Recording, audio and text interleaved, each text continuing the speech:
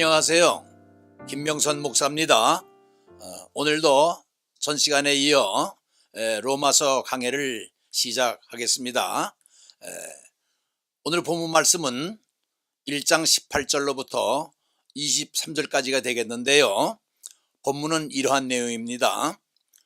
하나님의 진로가 불의로 진리를 막는 사람들의 모든 경건치 않음과 불의에 대하여 하늘로 쫓아 나타나나니 이는 하나님을 알만한 것이 저희 속에 보임이라.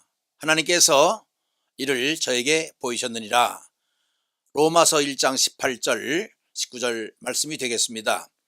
먼저 말씀을 전하기에 앞서 9번째 방송에서 정정해야 될 것이 있어서 말씀을 드립니다. 여러분에게 그 부활과 십자가를 얘기를 하면서 제가 히브리서 7장 22절을 인용을 했는데 그 말씀은 바로 이것입니다. 율법을 쫓아 거의 모든 물건이 피로써 정결케 되나니 피 흘림이 없이는 사함이 없다. 이 말씀이 히브리서 9장 22절에 나오는데 제가 7장 22절로 언급을 했습니다. 그것을 정정하니까 거기에 오해가 없도록 이해를 바랍니다. 그럼 오늘 본문 말씀을 가지고 강해를 시작하도록 하겠습니다.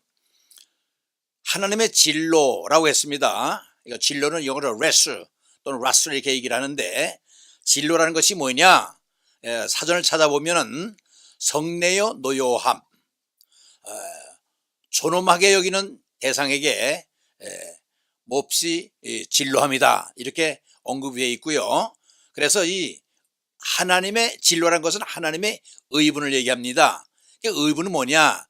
인디그네이션이라고 말하는데 의분은 의로운 마음에서 우러나오는 분노, 선한 노여움이라고 얘기를 하고 있습니다.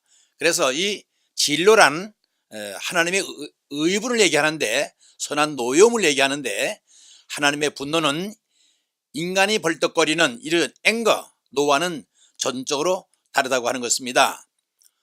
이 분노는 인간을 구원하시려는 하나님의 행위에 반대되는 것으로 전적으로 인간의 불의, injustice에 대한 진로가 되는 것입니다. 악, 이불이라고 하지요. 외에는 하나님의 진로를 일으키는 것이 없는 것입니다. 하나님은 죄와 악에 대해서만이 이렇게 의분을 내시죠. 결코 죄를 묵시할 수 없다는 분노이며 악에 대한 거룩한 적의, against라고 얘기하는데 거룩한 적이라고 얘기할 수 있습니다.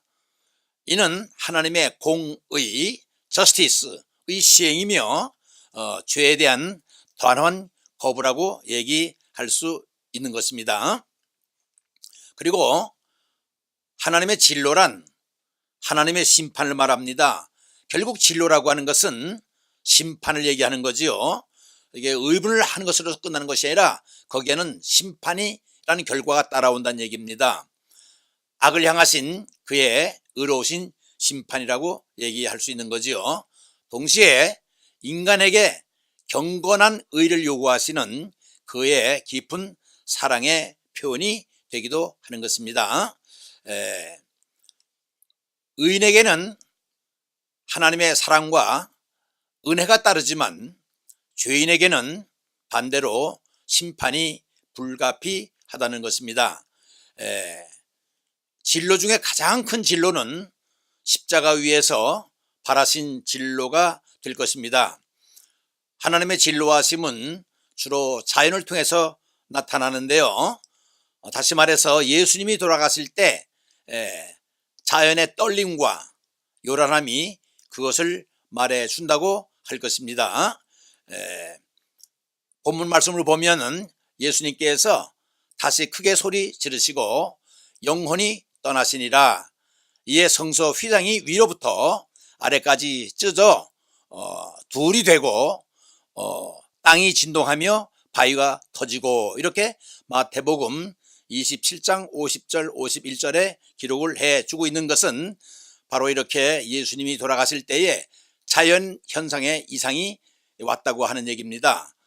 제 6시쯤 되어 해가 빛을 잃고 온 땅이 어둠에 임하여 제 9시까지 계속했다. 이렇게 누가복음 23장 44절에 말해주고 있습니다.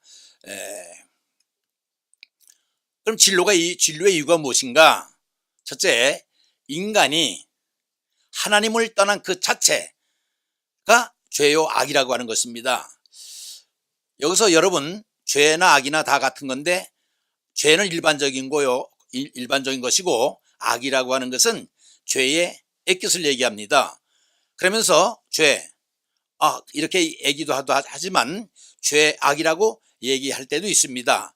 또 죄악보다 더 짙은 죄가 있어요. 그걸 악독이라고 하는데, 죄, 악, 죄악, 악독 이런 용어들이 한 자리에 나란히 모여 있는 것이 있습니다. 어딘가 하니 이사야 59편 1절을 보면 이런 말씀이 나와요. 여러분이 아마 다 들어서 귀에 익숙하실 거예요.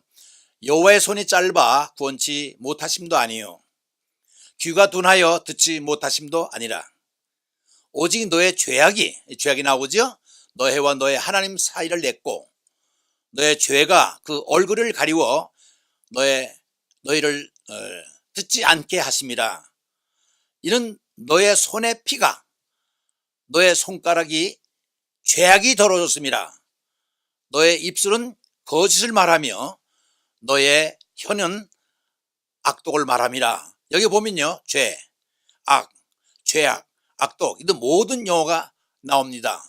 그렇기 때문에 여기서 우리가 또 생각할 것은, 그러면 이 죄, 악, 악독 이런 것들의 주체는 누구냐? 여러분 누구라고 생각을 하세요? 사탄이죠. 또 우리는 그걸 마귀라고도 얘기하는데, 사탄과 마귀 그 본래 정체가 무엇일까요?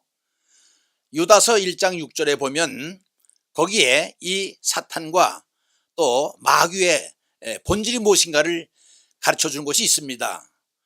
여러분, 고린도전서 13장을 사랑장이라고 얘기하지요. 히브리서 11장을 믿음장이라고 얘기합니다. 그런데 사탄들이 모여있는 사탄의 소굴이 있어요. 사탄의 수용사라고 할까요? 이 사탄에 대한 모든 것이 이렇게 언급되어 있는 곳이 있는데 어딘가 하니 저 신약성경 뒤편 요한 1서 2서 3서 다음에 나오는 바로 유다서입니다. 요한계시록 바로 앞에 나오는 책이죠. 요거는 한 장밖에 되질 않아요. 그런데 거기에 사탄에 대한 것이 다 거기에 고스란히 언급되어 있어요. 1장 6절을 보면 유다서, 또 자기 지위를 지키지 아니하고 자기 처소를 떠난 천사들 나옵니다. 처소를 떠난, 지위를 떠난, 영어로 보니까 the angels who, 어떤 천사, did not keep their positions of the authority, 포지션을 떠난 거예요. 지위를 떠난 거예요. and abandoned, 포기한 거예요. 뭘 포기한 거예요? of their own home, 자신의 집을 떠난 거예요. 그러니까 이 사탄과 마귀는 어떤 존재냐? 여기서 천사가 타락한 존재인 것을 우리가 알 수 있습니다. 다시 한번 기억하세요. 사탄과 마귀는 천사가 타락한 것입니다. 하나님 앞에 죄를 저지른 거예요. 유다서 1장 6절에 분명히 나와 있습니다. 자기 지위를 지키지 아니하고 처소를 떠난 천사, 그게 바로 사탄이라는 것입니다. 그러면 이 사탄에는 세 가지가 있는데, 사탄은 수백, 수천, 수만이 돼요. 그런데 천사장이 셋이 있습니다. 가브리엘 천사가 있고, 그 다음 미가엘 천사가 있고, 루시엘 천사가 있어요. 여기 가브리엘, 미가엘, 루시엘 하면 뒤에 엘이 붙는데, 이 엘이라고 하는 것은 하나님을 얘기합니다. 그러니까 하나님 앞에서 심부름하는 사람들인데, 가브리엘 천사장은 주로 메시지를 전합니다. 다니엘서 8장 보면 울레강에 나타난, 다니엘에게 나타난 그 천사가 가브리엘 천사고, 누가복음 1장에 나오는 스가랴가 제를 드리고 나올 때에 아들을 낳을 것이라고 언급해준 메시지를 전한 천사가 바로 가브리엘 천사입니다. 이 메시지를 전하는 천사장은 가브리엘이고, 미가엘은 주로 군대를 다스리는 천사장입니다.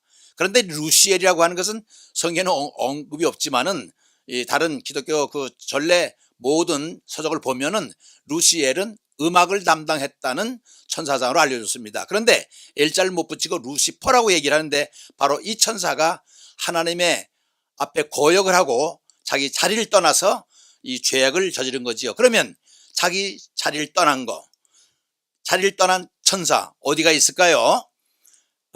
이사야 14장 보니까 거기에 나와 있어요. 어떻게 나와 있느냐? 14장 12절.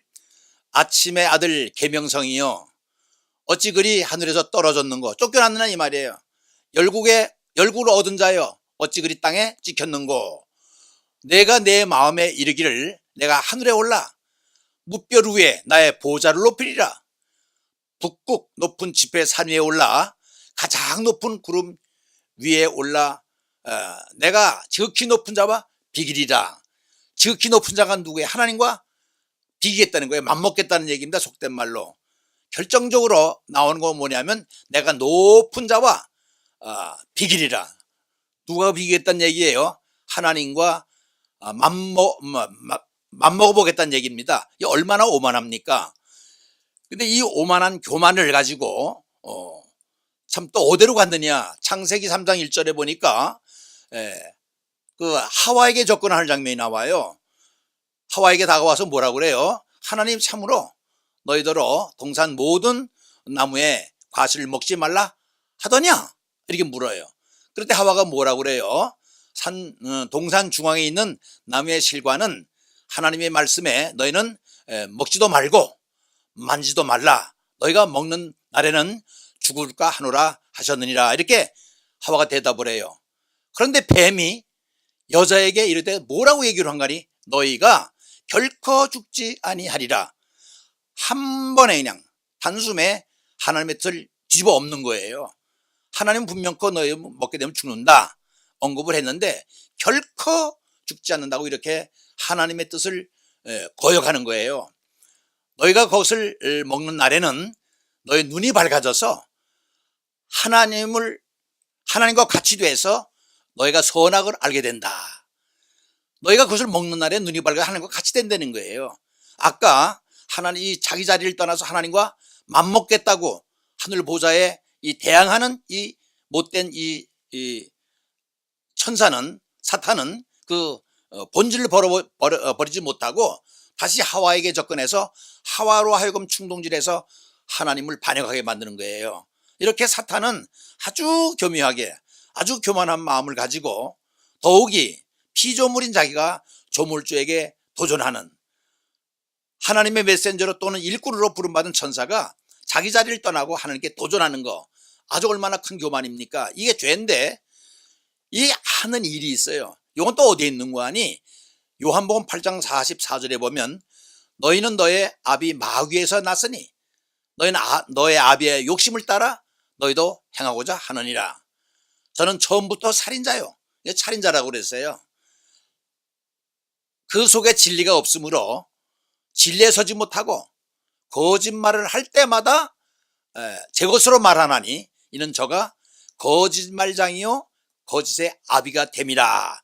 무슨 얘기입니까? 사탄의 본질은요 이 타락한 천사지만 하는 일은 거짓말하고 죽이는 일이 전문이라는 얘기입니다. 바로 이 사탄이 무엇을 가져왔는가 하니 우리 가운데 죄와 악을 가져온 것입니다. 그래서 여러분 죄가 뭐냐 그러면은 원래 헬라어로는 관역을 쏴서 화살이 빗나가다 이런 뜻입니다. 하마르티아라고 하는데 화살이 빗나가다 이런 뜻인데 자기 자리에 가지 못하는 거죠. 있어야 될 자리를 떠난 거예요. 그것이 바로 사탄이고 사탄이 저지르는 일이 죄요 악이요 악독이요 죄악이 되는 것입니다. 이런 것들 여러분이 좀 기억을 하시고 이해하고 있으면 도움이 될 것입니다. 악 외에는 하나님의 진노를 일으키는 것이 없으며 악은 언제나 하나님의 진노를 일으키게끔 되어 있는 것입니다. 왜냐하면 하나님은 선하시기 때문에 하나님은 거룩하시기 때문에 성경은 죄의 본질이 하나님을 떠난 것임을 말해준다. 제가 말씀 한번 드렸죠. 바로 전에 죄의 본질이 뭐냐면 하나님을 떠난 거예요. 하나님을 떠난 거. 하나님 앞에 있어야 될 사람이 없는 거예요. 여러분 이렇게 이해하시는 분이 있을 거예요. 우리 인간들은 하나님께 영광을 돌린다. 그럼 우리는 맨날 수동적이고 기계적이고 로봇이냐? 그렇지 않습니다. 우리가 하나님께 영광을 돌리면요, 하나님 우리에게 복을 허락해 줘요. 그러니까 우리는 복을 받고 하나님께 영광을 돌리고 하나님 우리에게 복을 주고, 이런 복과 영광과의 아름다운 관계인데 제자리에 없을 때 영광도 복의 개념 다 깨져버리는 것이 얼마나 슬픈 일입니까? 또한 그들이 마음에 하나님 두기를 싫어하며 하나님께서 그들을 상실한 마음대로 내버려 뒀다, 이렇게 오늘 1장 28절에 말씀드리고 있는데, 포기한 거지요. 인간들의 못된 죄악을 보고 하나님이 내버려 뒀다고 그랬습니다.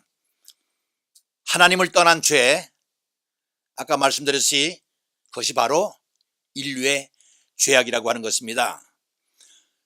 그리고 여기서 진로와 사랑의 관계는요, 진로와 사랑의 관계는 하나님은 사랑하시기 때문에 진로하십니다. 여러분, 우리 자식들이 잘못하면 야단을 치지요? 매를 들지요? 왜 그렇습니까? 사랑하기 때문에 그런 것입니다. 마찬가지로 하나님은 우리를 사랑하시기 때문에 진로하신다는 얘기입니다.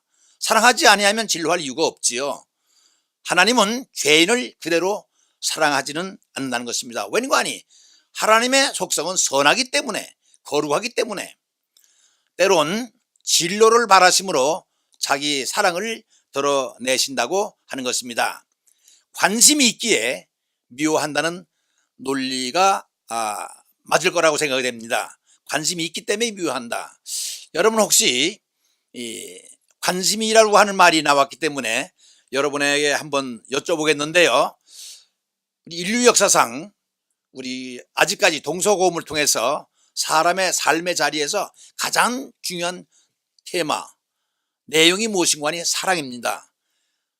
이거는 시대가 흘러도 변하지 않는 것이 사랑이에요. 주제가 아마 역사가 끝날 때까지 이 사랑은 계속될 것입니다. 그러면 여러분 한번 정의를 해보세요. 사랑의 정의가 무엇입니까? 제가 고등학교에 교편생활 하면서 반에 들어가서 학생들한테 물어봤어요. 학생들, 사랑이 뭐냐? 정의를 한번 내려라. 그랬더니 어떤 학생이 일어나더니 사랑은 주는 겁니다. 또 어떤 학생은 사랑은 쟁취하는 겁니다. 이 사랑은 빼앗는 겁니다. 목숨을 거는 겁니다. 다 나름대로 정의를 하는데, 여러분, 사랑의 정의가 뭘까요? 사랑은 한마디로 참 정의가 어려워요. 그래서 사도 바울도 고린도전서 13장에서 사랑은 오래 참고 관용하며 투기하며 자랑하지 아니하고 악한 것을 생각하지 아니하고 진리를 사랑하고 15가지로 정의를 했다는 것은, 아마 제 생각컨대는 사랑은 한마디로 정의를 할 수 없는 것이기 때문에 그런 것이 아닌가 생각했는데, 제가 어느 책을 보니까 사랑을 이렇게 정의해 놨더라고요. 가만히 있을 수 없는 것. 그래서 제가 생각해 볼 때 그것이 가장 정확한 표현인 것 같아요. 포괄적으로 사랑은 가만히 있을 수 없는 것. 생각을 하든지 주든지 뺐든지 목숨을 바치든지 뭔가 생각하고 움직여야 되니까 사랑은 가만히 있을 수 없는 것이라, 이것이 아마 바른 정의가 되지 않나 생각을 하는데요. 그 정신분석학자 가운데에 에릭 프롬이라는 사람이 있습니다. 이 사람은 The Art of Love, 사랑의 기술이라고 하는 책을 썼는데, 이 사람은 거기에서 5가지로 사랑을 정의했더라고요. 그게 뭔가 하니 여기 지금 나와 있죠. 관심 있기에 미워한다는 노래가 있듯이 이 사람은 이 첫 번째 사랑의 정의를 관심이라고 그랬습니다. concern. 두 번째로 이해하는 것이다. understand. 세 번째 책임지는 것이다. responsibility. 네 번째 존경하는 것이다. respect. 다섯 번째 주는 거 giving, 이렇게 얘기를 했습니다. 근데 제가 여기서 가장 사랑의 정의를 잘 내렸다고 이해해야 되는 것은 뭐냐면 understand입니다. understand, 이해하는 거. 왠가하니 제가 교편생활 하면서 학생들이 늦게 오면요, 너 8시 반까지 오고 그랬는데 왜 늦게 왔어? 야단을 칩니다. 늦게 온 것은 나쁜 거니까 야단을 칠 수 있는데, 그 학생의 입장을 들어보니까 이해가 돼요. 무슨 말인가 하니, 오다가 아주머니가 쓰러져 가지고 어떤 청년과 함께 붙들고 병원에까지 모시고 가서 그분 가족들이 연락을 해줘 오나 늦었습니다. 그 상황을 들으니까 이해가 되는 거예요. understand란 말은 영어에 under라고 한 전치사하고 stand라고 한 동사가 합성어지요. understand, 밑에 들어가서 서본다 이겁니다. 상대방의 밑에 들어가서 서보면 이해가 되는 거예요. 근데 우리는 상대방을 이해하려고 하지 않고 내 가치관을 가지고 내 주관을 가지고 평가하지 않습니까? 판단하지 않습니까? 그래서 이 understand가 사랑의 하나로구나. 저는 이 에릭 프롬의 책을 보면서 많이 이해했는데 오늘 본문 말씀에 관심이 있기에 미워한다는 논리가 바로 이것이 에릭 프롬이 얘기한 사랑은 관심이다. 이것과 연결이 되는 것 같습니다. 여러분 혹 기억해 두면 좋을 것 같은 생각이 들어요. 그럼 진로의 대상들은 누구냐? 진로의 대상들은 불의로 진리를 막는 사람들 당연하지요. 의를 행하지 아니하고 진리를 따르지 않는 사람들, 이건 진로의 대상이 될 수밖에 없는 거죠. 진리를 가지고 불의를 행하는 유대인들, 이 유대인들이 문제예요. 이제 1장은 이방인들의 죄를 얘기하지만 로마서 2장에 가면 본격적으로 유대인들의 죄를 이제 하나하나 우리가 살펴보게 될 텐데 바로 불의를 행하는 유대인들을 진로의 대상이라고 말하고 있습니다. 또 이방인들의 죄를 말한다. 뭐 이방인들이야. 여기서 이방인들이라고 하는 것은 유대인들이 아닌 사람들, 또 비크리스찬들을 얘기하고 있습니다. 뭐 이 사람들이 예수를 안 믿고 하나님을 알지 못하니까 진로의 대상이 되는 것은 당연한 거죠. 그 다음에 네 번째 진로의 나타남을 살펴보도록 하겠습니다. 하나님의 진로는 마지막 심판날에 전국적으로 나타나고, 이게 무슨 말인가 하니 진로가 하나님의 의분으로서 끝나면 안 되겠죠. 어떤 결과를 가져와야 되는데 그것이 심판날에 전국적으로 나타난다고 하는 것입니다. 바울은 그날을 일컬어서 진로의 날이다 이렇게 말하고 있습니다. 그러나 이 진로의 날이 공적인 정의의 시행을 통해 현재 하나님의 진로를 나타내는 경우도 있다고 하는 것입니다. 그 진로가 무슨 말인가 하니 현실적으로 나타나는 경우도 있다는 얘기예요. 제멋대로 하도록 내버려 둠으로써 나타내기도 한다. 다시 포기한다는 얘기죠. 이 포기는 단순한 포기가 아니라 그것도 하나의 진로의 대상이 방법이라는 거죠. 제멋대로 가도록 포기하는 것. 그래서 인간들을 죄악 속에 그대로 내버려 둔다는 것입니다. 그대로 내버려 방치한다는 거예요. 이것이 곧 하나님의 진로의 결과요, 인간 위에 내려진 하나님의 심판이라고 하는 것입니다. 그래서 바로 하늘로 쫓아 하나님의 진로가 나타나는 것이다 라고 18절에 언급을 해주고 있는 것입니다. 그리고 여기에 세 번이나 24절, 26절, 28절 내버려 두사라는 말이 나와요. 다음 과 이게 본격적으로 나올 텐데 반복구로 설명을 해주고 있습니다. 하나님의 간섭이 아니라 제멋대로 하도록 방치함으로 포기함으로 내버려 두는 거예요. 영어에는 기법이라고 그러죠. 포기하는 거, 내버려 두는 거. 부모님들이 자식을 타리다 안 되면 내버려 두지 않습니까? 그건 뭐냐면 방법이 없는 거예요. 그런 것처럼 하나님께서도 인간들의 죄악을 보고 이렇게 방치할 수 있다는 것입니다. 또는 도덕적, 영적 타락의 과정도 하나님이 내리시는 천벌로 보아야 된다라고 존 지슬러라고 하는 사람이 그렇게 언급을 했습니다. 자, 그럼 두 번째로 불의의 내용들을 한번 살펴보겠습니다. 불의의 내용들을 보면 경건치 않음이라고 그랬습니다. 파이어티라고 하는데 경건치 않음. 이 경건이라고 하는 뜻은 무슨 뜻인가 하니 영어에 보면요 fear로 나와 있어요. 두려움이다 그래 놨습니다. 근데 두렵다고 하는 것보다도 엄격하다고 하는 것이 어울릴 것 같아요. 왜냐하면 하나님은 두려운 하나님이라기보다도 엄격한 하나님이라고 하는 게 좋거든요. 그래서 하나님을 섬길 때는 이 경건이 제일 우선인 것 같아요. 그런데 이 경건을 잘 설명한 부분이 있는데 시편 2편 11절에 보니까 이렇게 나왔어요. 두려움과 떨림과 즐거움, 한편으로는 두렵고 한편으로는 사랑으로 느끼는 이 양면성을 가지고 있는 거, 이것이 참된 의미의 경건이 아닌가 저는 그렇게 생각을 하면서 두려움과 떨림과 즐거움 이렇게 잘 표현한 것 같아요. 이 경건, 하나님을 이렇게 어렵게 생각하지 않고 두렵게 생각하지 않는 이것이 바로 진로의 원인이 된다고 하는 것입니다. 하나님을 경건되게 메시지 않는 거예요.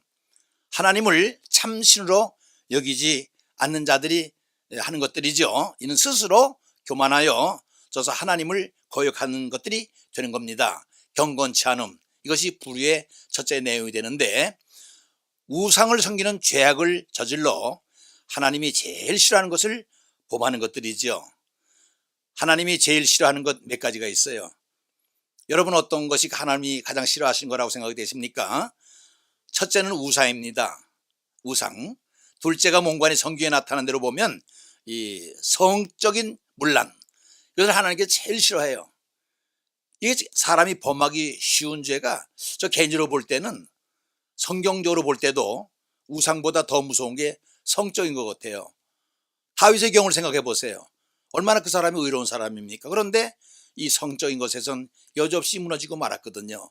그래서 하나님께서 제일 싫어하는 이 우상은 성경적으로 볼 때는 이 두 가지를 꼽습니다. 그럼 우상이 무엇인가? 우상이란 정의를 내려보면 하나님보다 더 가치를 두고 사랑하는 것, 하나님보다 더 가치를 두고 사랑하는 것, 바로 그것이 우상입니다. 어떤 사람에게는 그 물질이 될 수 있죠. 어떤 사람에게는 자식이 될 수 있고, 어떤 사람에게는 또 명예가 될 수도 있지만은, 어느 것이든 하나님보다 더 가치를 두고 추구할 때 그것이 바로 우상이 된다는 얘기인 것입니다. 또 만물의 창조주, 역사의 주관자이시며 심판자이신 살아계신 하나님을 외면하는 것, 이게 무슨 얘기인고 하니 절대자를 인정하지 않는 거예요. 그리고 하나님이 제일 싫어하는 것들이 바로 이런 것들인데, 이거 보면요, 숨도 못 쉬는 죽은 피조물을 향하여 눈을 돌리고 마음을 드는 것, 이게 무슨 말인고 하니, 우상은 피조물이 조물주를 섬겨야 되는데, 짐을 받은 우리가 하나님을 섬겨야 되는데, 피조물이 피조물을 섬기는 거예요. 피조물이 피조물을 섬기는 것, 이거 얼마나 큰 죄악입니까? 하나님의 자리에 피조물을 올려놓고 그걸 섬기는 거예요. 얼마나 어리석어요. 이것이 바로 우상이라는 얘기입니다. 그래서 하나님의 바라시는 진로를 도저히 피할 길이 없다는 거예요. 하나님보다 더 가치를 두고 섬기거나, 아니면 조물주 자리에 피조물을 올려놓고 섬기는 거, 이 못된 짓. 신앙은 진리인데 결국 비진리를 섬김으로 하나님을 거역하는 거지요. 결국에는 하나님을 배신하여 돌아서는 누를 범하게 되는 것, 그것이 바로 우상이 되는 것입니다. 그것이 곧 뭐예요? 불신이요, 불의가 되는 것이, 의롭지 못한 것이 되는 거지요. 그것이 바로 죄라고 하는 거지요. 악이라고 하는 거지요. 아까 말씀드렸지만은 제자리에 있지 아니하는 것, 하나님을 떠난 것도 죄지만은 하나님을 믿지 아니한 불신, 또 옳지 못한 행동, 불의, 이것이 모두 죄요, 악이라고 하는 것입니다. 그러면 세 번째, 핑계치 못할 이유다.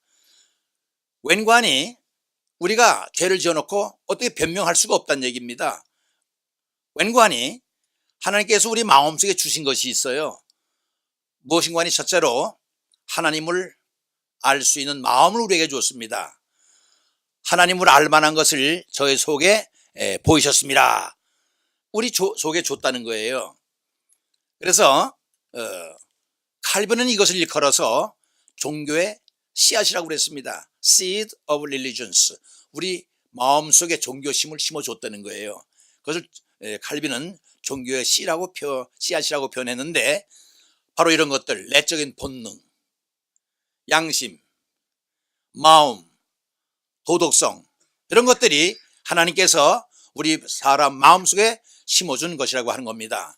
뿐만 아니라 사람에게 이게 마음에 심어준 것도 있지만, 둘째로 자연계를 통해서 또 이렇게 주신 것이 있습니다. 그걸 Natural Revelation이라고 하는데, 창조로부터 그의 보이지 않는 그의 영원한 능력, 그의 신성, 이거 디바인 네이처라고 하는데 그의 영원한 능력과 신성이 만드신 우주 만물에 분명히 보여 알기 때문에 우리는 핑계할 수가 없다는 거예요. 무슨 말인고 하니 하나님께서는 인간의 마음속에도 그런 본능적으로 또 양심을 통해서 하나님을 알 만한 것을 심어주기도 했지만은 이 자연현상을 통해서도 하나님을 알 수 있는 신성과 능력을 이 자연세계에 심어줬다는 것입니다. 이 피조의 세계가 하나님을 증거한다 이렇게 얘기할 수 있죠. created라고 하는데 다 만들어 지음을 받은 이 모든 세계가 하나님을 증거한다고 하는 것입니다. 작품에는 작가의 성격이 깃들이는 법인데 보이는 천지 만물에는 하나님의 성격이 드러난다. 이게 무슨 말인고 하니 이 마이크가 여기 있습니다. 마이크가 있으면 이 마이크를 만든 사람이 있을 거 아닙니까? 그렇잖아요. 이 자연세계가 이렇게 존재하면 이 자연을 만든 사람이 있다고 하는 것입니다. 그분이 하나님이지요. 근데 사람들은 이 하나님을 인정하지 않으려고 수억만 년 전에 뭐 조그만 아메바가 점점 이렇게 생성이 돼서 세포의 생명체가 됐고 또 질환을 통해서 역사 속에 이렇게 진화 과정을 통해서 오늘 이렇게 이루어졌다 얘기하지만은 여러분 수천 년이 흐른다고 그래서 이 없는데 마이크가 생깁니까? 이 시계가 생깁니까? 테이블이 생깁니까? 모든 우주 만물에는 이 만든 주인이 있는 거예요. 만든 사람이 있다는 겁니다. 하나님이라고 고백하면 될 텐데 이게 싫은 거예요. 인정하기가 싫은 거예요. 우리가 보니 모든 만물이 하나님 만든 것을 우리는 이걸 통해서도 알 수 있다는 얘기입니다. 그게 보이지 않는 능력과 신성이 세상에 그대로 보여주고 있다는 것입니다.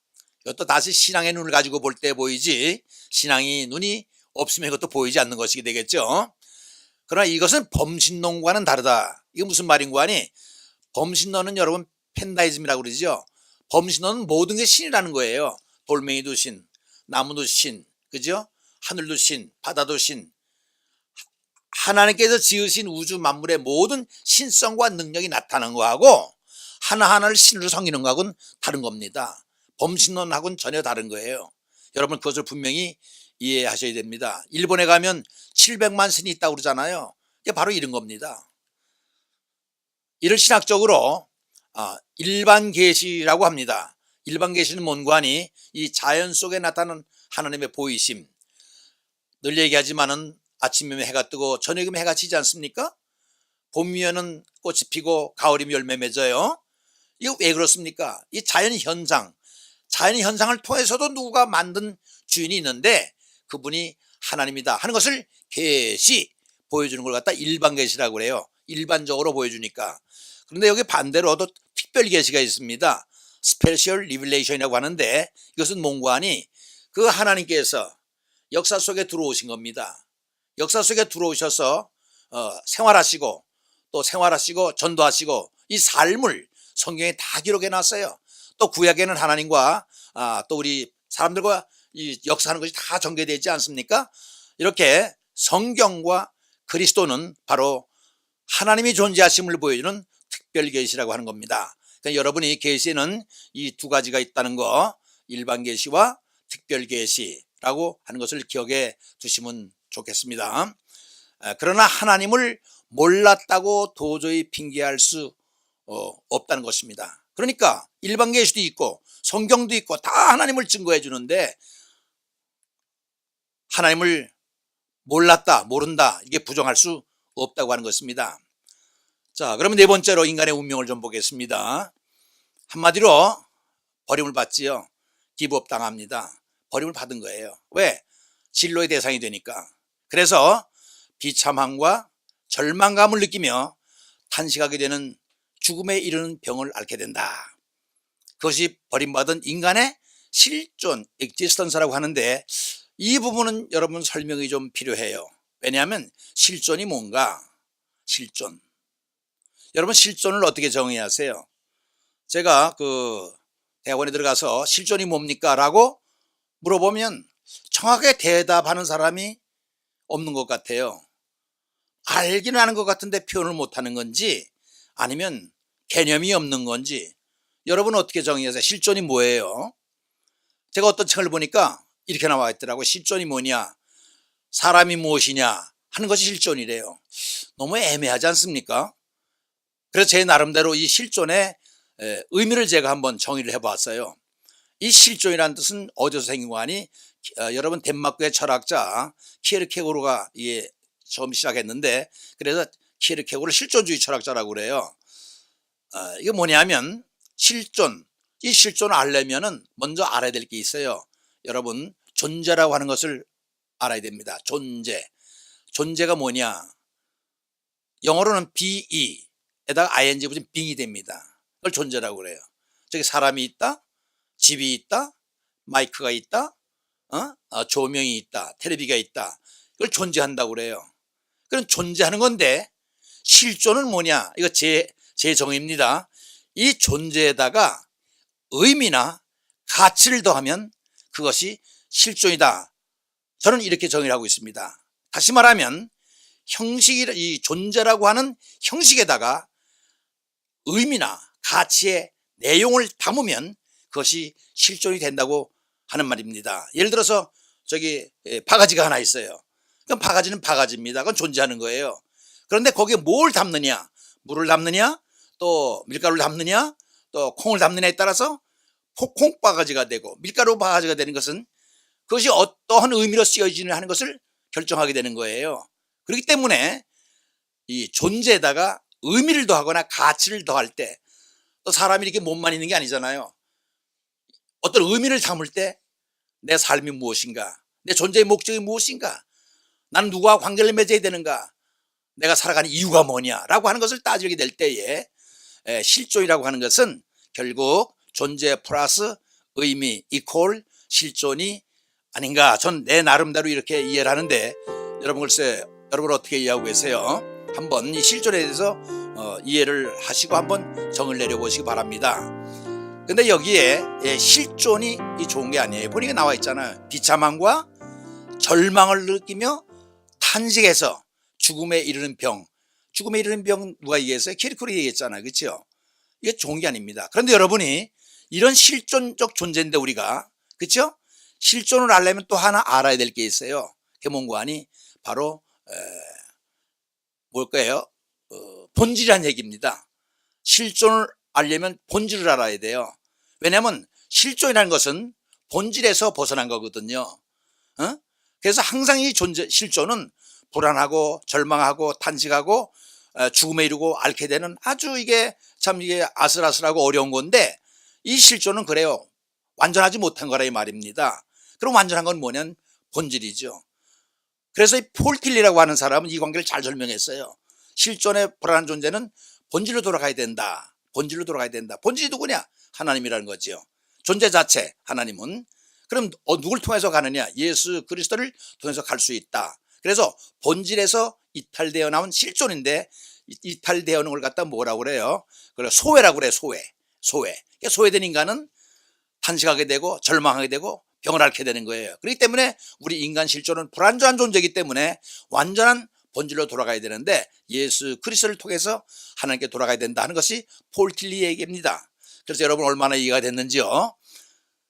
그러므로 인간은 죄를 따라 고통을 받는다. 결국 하나님 앞에서 우리가 살아야 될 존재가 죄를 지음으로 떠나온 이 슬픈 실존이 된 거예요. 우리는 본향으로 돌아가야 돼요. 본질로 돌아가야 되는데 예수 그리스도를 통해서만이 우리가 돌아갈 수 있다고 하는 얘기입니다. 그리고 종국에는 심판을 받게 된다는 거죠. 결국 심판을 면할 수가 없는 거죠.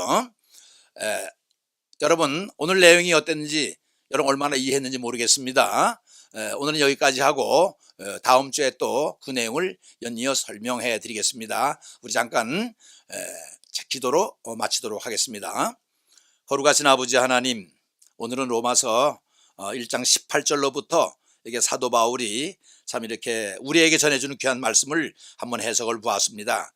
해석을 해보니까 우리 실존이라고 하는 것은 참 우리 피할 수 없는 죄인인데, 참 이 하나님께 진로를 받아서 심판에 이를 수 밖에 없는 우리 존재를 깨달게 됐습니다.